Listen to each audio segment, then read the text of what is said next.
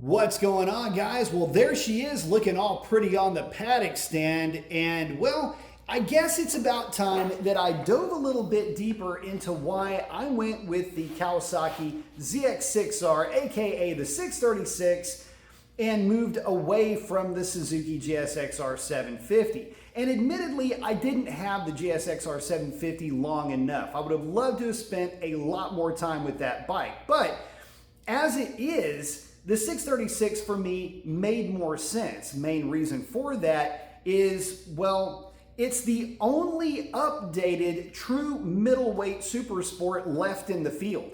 And look at it like this. The GSXR family of middleweights, the 600 and the 750, those motorcycles have not been updated since 2011, and they're not even available in most of the world. The Honda CBR 600 that we get in the States, the last time that motorcycle was updated was in 2013.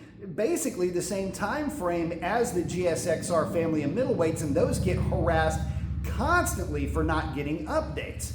So with the R6 being completely out of the picture completely, this is what you got left. Now, I understand that a lot of folks are going to say, well, what about the R9 or the V2 Panigale? Those bikes, those are 900cc motorcycles, and I guess they're still considered middleweights by today's standard, but for a true middleweight super sport that is up to date and is available globally, you got one option from Japan, and that's the 636 sitting behind me. And there's a lot to like about this bike. Now that it's Euro 5 compliant, it's got some parts working for it that had a lot of folks a little bit concerned with performance, but come to find out, they're starting to work out really well. And those parts are smaller camshafts, a different tune. The motorcycle actually, with those components, it's got a lot better mid-range. This motorcycle has a pull through the mid-range that is very similar to the GSXR 750, although not quite as strong, I will admit. It's darn close. And in this game, darn close pretty much seems to make the deal, because the way that this motorcycle is geared, God, this motorcycle makes a great use of the power that it has, and it is silky smooth. Those are reasons enough to like it. Roughly the same power, albeit a little bit less, but much more aggressively geared, a very silky engine, and it's got some technology. Look, I get it. For a lot of us that ride aggressively and maybe are a little bit more old school in our approach, things like Bluetooth connectivity, TFT screens, and even quick shifters for that matter, they kind of lose their luster with guys like that. But I gotta be honest, I've become a bit jaded. With all the motorcycles that I do ride and reviews on, it's a noticeable mention if a motorcycle at least doesn't have a quick shifter, which this one does have an up-only quick shifter. GSXR 750 or 600 do not. They can't even be optioned with one. And that is a huge demerit for a lot of guys. Also, keeping with the theme of GSXR 750, a lot of guys look at that motorcycle and the price of it becomes a bit daunting. $13,000 plus for a motorcycle with no technology, no rider aids, and that is hearkening back primarily to a nostalgic time that a lot of the current buyers didn't even, well, they weren't even alive then. So they're looking for more tech, and I get that. 636 is globally available, and so this is an opportunity for more eyes on the channel, and I get to play with a true, honest-to-goodness middleweight super sport. But there's another reason why the 636 got the nod. And it has to do with a cost that we all have to deal with, and it is very annoying when you have to cut that check, but it's insurance. Guys, my GSXR 750 cost easily double what the 636 costs.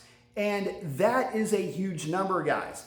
In essence, my GSXR 1000 that I do have, not planning on getting rid of that bike, and my 636, it's like getting a 2-for-1 for insurance payments. And so it's less expensive to buy by $1,500, the 636 is. It's half the cost to insure. You can see where the value just starts to stack up. It's already got a quick shifter on it. The TFT screen is very clear, very nice to look at, although a bit convoluted to program. Finally got past that though. But here's another cheat code with the 636. Guys, look, with a tune, with exhaust, with velocity stacks, with a filter, the 636 is making power on par with the GSXR 750, so much so that if you ever see these bikes on track in any kind of a competitive environment, it is always paired up 636 GSXR 750 because they are that close, with practically nothing separating them in like forms of tune and modification in roll racing. And with guys that absolutely love these motorcycles on track, there's not much that separates the two either if the 750 is properly set up. Now look, again, it is not all just me gushing over the 636. I do have my critiques on this bike. The big one is the suspension. Guys, look, if you are over 210 pounds and you're riding very spiritedly, you're not going to be wanting to look at the 636 unless you budget for a full set of new springs for your weight.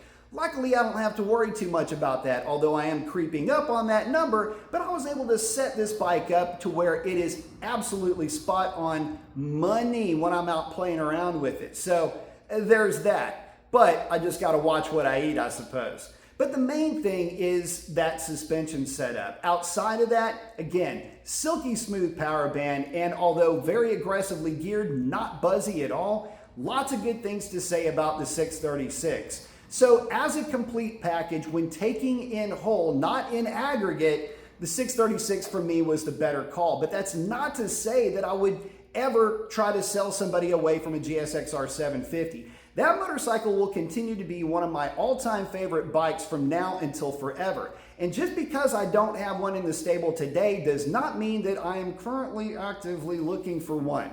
If I could find, say, a 2012, 2013 for practically next to nothing, then that would be the GSXR 750 for me. Something a little bit ratty, something a little bit rough. That would be the kind of bike that I would want to make into, say, my track bike or my practice bike, because for me, the GSXR 750 has a history and I would want to continue that on. But for now, we're going to be making some new memories with this 636. Hopefully you're going to stick around and check that out. I'll leave you with this parting view, and I want to see you on the next one. So do me a favor and smash that subscribe button. It helps the channel more than you know. And I'm checking out. Y'all take it easy.